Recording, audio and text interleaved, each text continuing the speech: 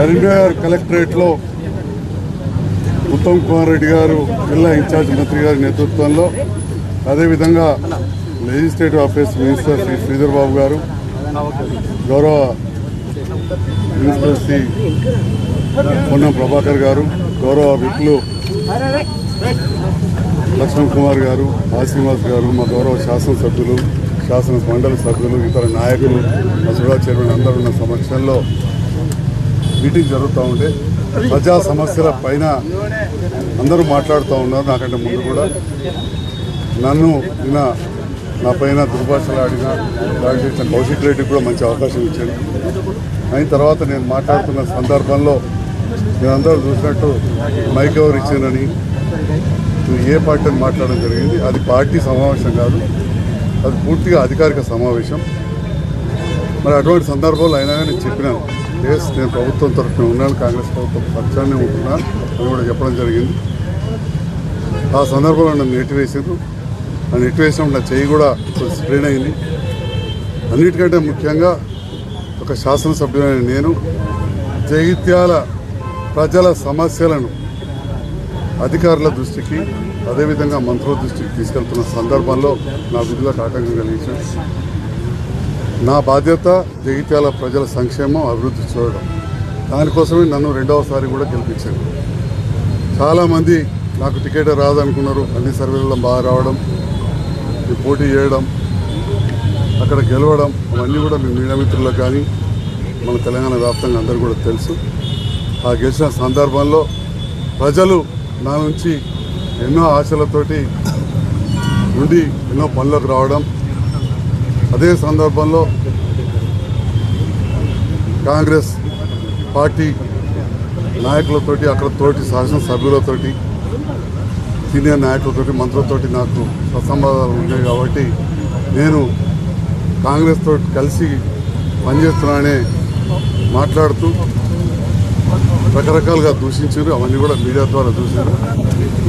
మరి ఇది చేయడం ఇంతవరకు సమంజసం అని చెప్పి నేను అడుగుతా ఉన్నా. మరి ఈరోజు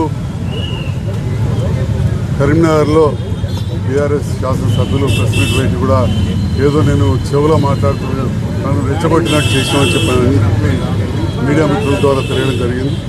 నేను అసలు తనని కాదు కదా, నేను జగిత్యాలలో నా ప్రతిపక్ష నాయకులు కూడా రెచ్చగొట్టలేదు. ఇంతవరకు నేను రాజకీయ కుటుంబం నుంచి వచ్చినా నేను వేరే పార్టీ వాళ్ళని గురించి కానీ, ఏ నాయకుల గురించి కానీ రాజకీయ ప్రత్యర్థుల దృష్టి శత్రువులుగా చూడలేదు.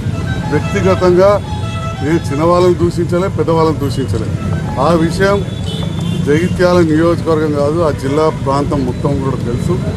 ఇవాళ ఆ రకంగా వారు చేసింది తప్పు. కాబట్టి కౌశిక్ రెడ్డి ఎంత ఆవేశపరుడు అనేది ఈ మీడియా ద్వారా ప్రజలందరూ కూడా కొన్ని ఏళ్ళకెళ్ళి చూస్తున్నారు. అసలు రాజకీయాలకు రాకముందుకెళ్ళి అనే క్రియాశీలం రాకముందు నుంచి కూడా కౌశిక్ రెడ్డి పైన కేసులు నమోదై ఉన్నాయి. నాకు అక్కడ ప్రాంతం వాళ్ళు చెప్తున్నారు 2013-14 ఈవెన్ ల్యాండ్ ట్రెస్ పాసింగ్ కేసు కూడా వరంగల్లో సుబేదారిలో కేసు అయిందని చెప్పి, అక్కడ జమిగూడలో కేసు అయినా బెదిరించినాయని చెప్పి. అంటే ఈ బెదిరించుడు అలవాటు ఎప్పటి నుంచో ఉన్నది.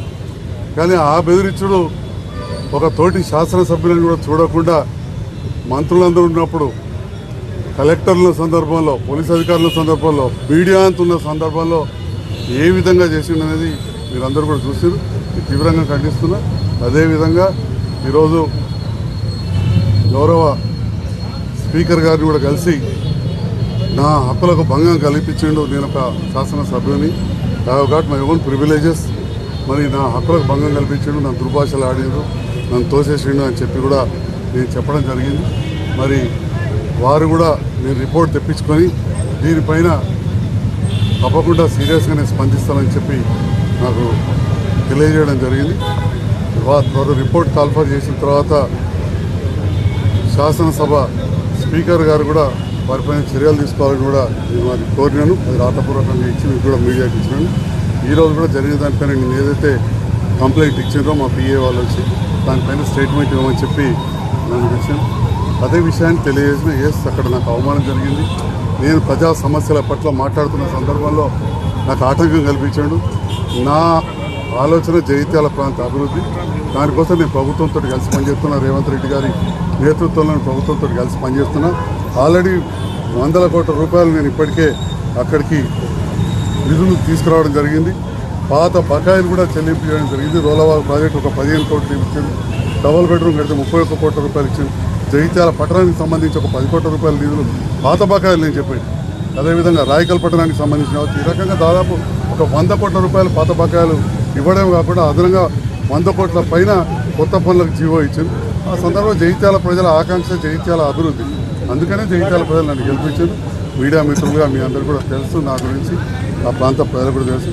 అలా జరిగిన సందర్భంలో తోటి శాసనసభ్యులు సత్యం గారు కావచ్చు, సుడా చైర్మన్ గారు కావచ్చు, అక్కడే ఉన్న కాంగ్రెస్ సత్యనారాయణ గారు, రాజ్ ఠాకూర్ గారు, విజయరామరావు గారు, వీరందరూ కూడా, అదేవిధంగా legislative affairs minister Sridhar Babu గారు, పొన్నం ప్రభాకర్ గారు అందరూ కూడా నాకు అండగా నిలిచారు. వారితో పాటుగా జీవన్ రెడ్డి గారు మరియు ఉత్తమ్ కుమార్ రెడ్డి గారు కూడా ఖండించడం జరిగింది ఆ విషయాన్ని స్టేజ్ మీద.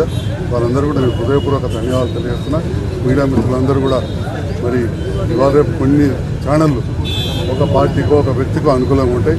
దయచేసి ఎవరు కూడా నిష్పక్షపాతంగా ఇటువంటి వాటి జరగకుండా చూడాలి. ఎందుకంటే ఒక స్థాయిలో ఉన్న వాళ్ళం, శాసనసభ్యులం, మరి అలాంటి నన్ను ఇంకొక తోటి శాసనసభ్యుడు నా చేయి గుంజడం అనేది, చేయి మీద దెబ్బేయడం అనేది అది ఎట్టి పరిస్థితుల్లో కూడా అది సమంజసం కాదు, క్షమించరాదు.